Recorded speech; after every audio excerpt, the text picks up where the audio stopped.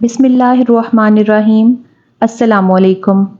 جرت و بہادری کا پیکر شیر کربلا، جو میدان جنگ میں آتے تو خوف سے دشمنوں کے کلیجے کانپ جاتے اور ان پہ لرزہ طاری ہو جاتا، جن کی شخصیت میں حضرت علی رضی اللہ تعالیٰ عنہ کی بہادری اور شجاعت کی جھلک نظر آتی تھی۔ میدان کربلا میں ان گنت یزیدیوں پہ اکیلے بھاری پڑنے والے اور ان کو جہنم واصل کرنے والے شیر دل حضرت عباس علمدار ابن علی بن ابی طالب رضی اللہ تعالیٰ عنہ۔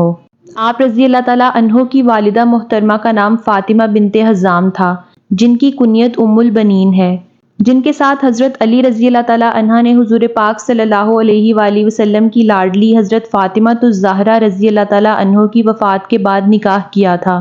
حضرت علی رضی اللہ تعالیٰ عنہ کے ان سے 4 بیٹے تھے، حضرت عباس رضی اللہ تعالیٰ عنہ، عبداللہ، جعفر اور عثمان۔ حضرت عباس رضی اللہ تعالیٰ عنہ 4 شعبان کو مدینہ میں پیدا ہوئے۔ جب آپ پیدا ہوئے تو حضرت علی رضی اللہ تعالیٰ عنہ نے آپ کو اپنی گود میں لیا اور آپ کو عباس نام دیا، پھر آپ کے کان میں اذان دی اور آپ کے بازوؤں کا بوسہ لیا اور رونے لگے۔ ام البنین نے رونے کی وجہ پوچھی تو فرمایا کہ ہمارے بیٹے کے دونوں بازو حسین کی مدد میں تن سے جدا ہوں گے اور اللہ تعالیٰ اس کے کٹے ہوئے بازوؤں کے بدلے آخرت میں اس کو 2 پر عطا فرمائے گا۔ بعض روایات کے مطابق حضرت عباس رضی اللہ تعالیٰ عنہ ان لوگوں میں سے تھے جنہوں نے جنگ صفین میں فرات پہ حملہ کیا اور حضرت علی رضی اللہ تعالیٰ عنہ کی فوج کے لیے پانی کا بندوبست کیا۔ جنگ صفین میں شام کے ابن ساشا اور اس کے 7 بیٹوں کے حضرت عباس رضی اللہ تعالیٰ عنہ کے ہاتھوں قتل ہونے کا ذکر بھی ہوا ہے۔ شام کے لوگ ابن ساشا کو 1000 آدمیوں کے برابر سمجھتے تھے۔ آپ کا مشہور لقب قمر بنی ہاشم ہے کیونکہ آپ نہایت نورانی چہرے کے مالک تھے۔ شہادت کے وقت آپ کی عمر 34 برس تھی۔ 14 سال امیر المومنین حضرت علی رضی اللہ تعالیٰ عنہ کے زیر سایہ رہے، 9 سال اپنے بھائی امام حسن رضی اللہ تعالیٰ عنہ اور 11 سال حضرت امام حسین رضی اللہ تعالیٰ عنہ کے زیر تربیت گزرے۔ کربلا میں شمر ابن ذی الجوشن حضرت عباس رضی اللہ تعالیٰ عنہ اور ان کے بھائیوں کے لیے عبید اللہ بن زیاد سے امان نامہ لایا تھا۔ شمر حضرت عباس کی والدہ کا رشتہ دار تھا۔ وہ آپ کے خیموں کے باہر آ کے کہنے لگا کہ اے میری بہن کے بیٹو، میں تمہارے لیے امان نامہ لایا ہوں، لیکن اس کے بدلے حسین کو چھوڑ دو اور ہماری طرف آ جاؤ یا کربلا سے چلے جاؤ۔ حضرت عباس رضی اللہ تعالیٰ عنہ اور ان کے بھائیوں نے شمر کا یہ امان نامہ یہ کہہ کر ٹھکرا دیا کہ اے شمر، لعنت ہو تم پر اور تمہارے امان نامے پر، ہمیں کفر کی اور اپنے بھائی حسین کو چھوڑنے کی دعوت دے رہے ہو۔ جب جنگ شروع تھی تو بنی ہاشم کا ایک سپاہی 20 یزیدی سپاہیوں پہ بھاری پڑ رہا تھا۔ جب ان لوگوں نے دیکھا کہ ہمارا ایک ایک سپاہی بنی ہاشم کے جوانوں سے جنگ نہیں کر پا رہا تو یہ ایک کے مقابلے میں 10 سے 20 لوگ بھیجتے تھے۔ یہ صورتحال دیکھ کر عمر بن سعد شمر سے کہنے لگا کہ شرم کی بات ہے کہ ان ہاشمی جوانوں کو سنبھالنا اتنا مشکل ہو رہا ہے۔ اگر عباس میدان میں آ گئے تو یقیناً تم سب اس کو دیکھ کر ہی مر جاؤ گے۔ اس سے پتہ چلتا ہے کہ ملعون دشمنوں پر آپ کا کتنا رعب و دبدبہ تھا۔ جب حضرت امام حسین رضی اللہ تعالیٰ عنہ کے سارے ساتھی شہید ہو گئے تو حضرت عباس رضی اللہ تعالیٰ عنہ نے خود کو اکیلا پایا۔ وہ اپنے بھائی حضرت امام حسین رضی اللہ تعالیٰ عنہ کے پاس گئے اور ان سے میدان جنگ میں جانے کی اجازت چاہی۔ حضرت امام حسین رضی اللہ تعالیٰ عنہ بہت زیادہ روئے اور فرمایا کہ تم میرے لشکر کے علمدار ہو، اگر تم چلے گئے تو میرا لشکر بکھر جائے گا۔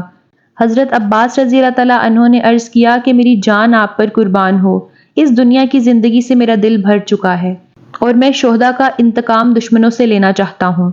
حضرت عباس رضی اللہ تعالیٰ عنہ کو جنگ کرنے کی اجازت نہیں ملی تھی۔ حضرت امام حسین رضی اللہ تعالیٰ عنہ نے ان سے صرف یہ فرمایا تھا کہ جاؤ اور ان پیاسے ننھے ننھے بچوں کے لیے پانی لے آؤ۔ حضرت عباس رضی اللہ تعالیٰ عنہ دشمن کے لشکر کے سامنے گئے اور انہیں واعظ و نصیحت کی اور فرمایا کہ اے عمر بن سعد، رسول پاک صلی اللہ علیہ وآلہ وسلم کے نواسے حضرت امام حسین رضی اللہ تعالیٰ عنہ نے تم کو پیغام بھیجا ہے کہ تم نے ان کے اصحاب، بھائیوں اور چچا کے بیٹوں کو شہید کر دیا ہے۔ اب وہ خیموں میں اپنے گھر والوں اور معصوم بچوں کے ساتھ اکیلے رہ گئے ہیں۔ پیاس نے ان کے دلوں کو آگ لگا دی ہے۔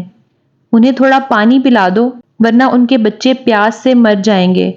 لیکن ان کے گمراہ اور سیاہ دلوں پر آپ کی نصیحت نے کوئی اثر نہ کیا، اور عمر ابن سعد نے کہا کہ اے فرزند ابو تراب، اپنے بھائی سے جا کے کہہ دو کہ اگر پوری دنیا پانی پانی ہو جائے اور اس پہ بھی ہمارا قبضہ ہو تب بھی تمہیں ایک پانی کا قطرہ نہیں دیں گے، حتیٰ کہ تم یزید کی بیعت نہ کر لو۔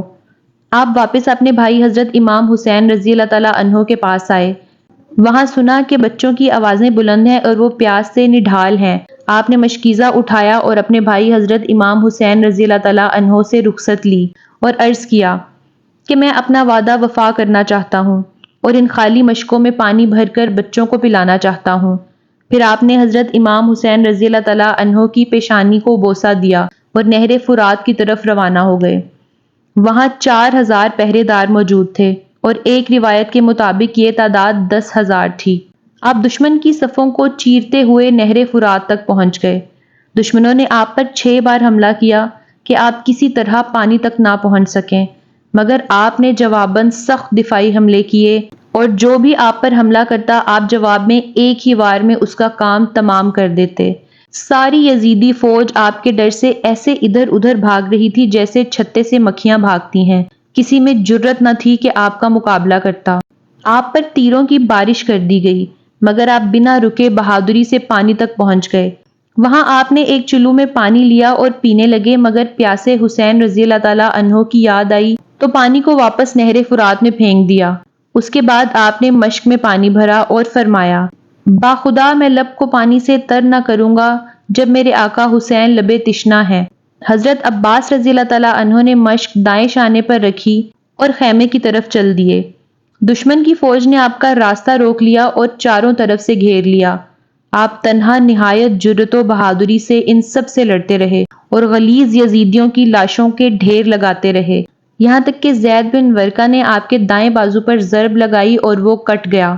آپ نے مشک کو بائیں کندھے پر رکھ لیا اور اس وقت آپ یہ رجز پڑھ رہے تھے، باخدا اگرچہ تم نے داہنا ہاتھ کاٹ دیا ہے، میں اسی طرح دین کی حمایت کرتا رہوں گا۔ دشمن حملہ کرتے رہے اور آپ نے ان کے بہت سے طاقتور سپاہیوں کو ہلاک کر دیا۔ بعض لوگوں نے آپ کے ہاتھوں ہلاک ہونے والوں کی تعداد 855 بتائی ہے۔ اسی وقت حکیم بن طفیل نے درخت کی آڑ سے نکل کر آپ کا بایاں ہاتھ بھی کاٹ ڈالا۔ اس وقت آپ نے یہ رجز پڑھا، اے نفس ان کافروں سے خوف نہ رکھ، تجھے خدائے جبار کی خوشخبری ہو، ساتھ رسول خدا صلی اللہ علیہ وآلہ وسلم کے، انہوں نے ظلم سے میرا بایاں ہاتھ کاٹ ڈالا، خدایا تو انہیں جہنم کی آگ میں داخل کر۔ جب آپ کے دونوں ہاتھ کٹ گئے تو آپ نے مشک کو دانتوں سے پکڑ لیا اور ہمت کی کہ مشک خیمے تک پہنچا دیں۔ اتنے میں ایک تیر آیا اور پانی کی مشک پر لگا اور سارا پانی بہہ گیا۔ دوسرا تیر آپ کے سینے پر لگا اور آپ زمین پر گر گئے۔ ابو مخنف نے لکھا کہ اگرچہ آپ کے دونوں بازو کٹ گئے تھے اور شانوں سے خون جاری تھا، مگر آپ نے اسی حالت میں دشمنوں پر حملہ کیا، یہاں تک کہ ایک ظالم ملعون نے گرز آہنی آپ کے سر پر لگایا اور آپ کا سر شگافتہ ہو گیا۔ اس وقت آپ زمین پر گرے اور اپنے خون میں نہائے ہوئے آواز لگائی، اے بھائی، اے حسین آپ پر سلام ہو۔ حضرت حسین رضی اللہ تعالیٰ عنہ آپ کے پاس آئے، انہیں دیکھا کہ وہ خون میں غرق ہیں اور سارا جسم تیروں سے چھلنی ہے، دونوں بازو بدن سے جدا ہیں، آنکھ میں تیر پیوست ہے۔ امام حسین رضی اللہ تعالیٰ عنہ نے اس وقت فرمایا، اب میری کمر ٹوٹ گئی۔ حضرت عباس اس وقت زندہ تھے، انہوں نے عرض کی کہ مجھے خیمے نہ لے جائیے گا۔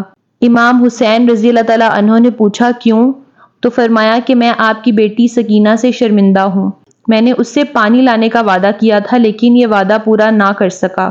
اس کے بعد حضرت عباس رضی اللہ تعالیٰ عنہ کی روح پرواز کر گئی۔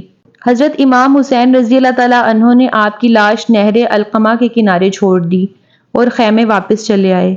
آپ کی آنکھوں سے آنسو رواں تھے جنہیں اپنی آستینوں سے صاف کر کے آپ خیمے واپس آئے تو بی بی سکینہ نے دریافت کیا کہ بابا جان، کیا آپ کو پتا ہے کہ چچا عباس کہاں ہیں؟ انہوں نے مجھ سے پانی لانے کا وعدہ کیا تھا، وعدہ خلافی تو ان کی عادت نہیں۔ امام حسین نے روتے ہوئے فرمایا، اے میری بیٹی، تیرے چچا قتل کر دیے گئے اور ان کی روح جنت کی طرف پرواز کر گئی ہے۔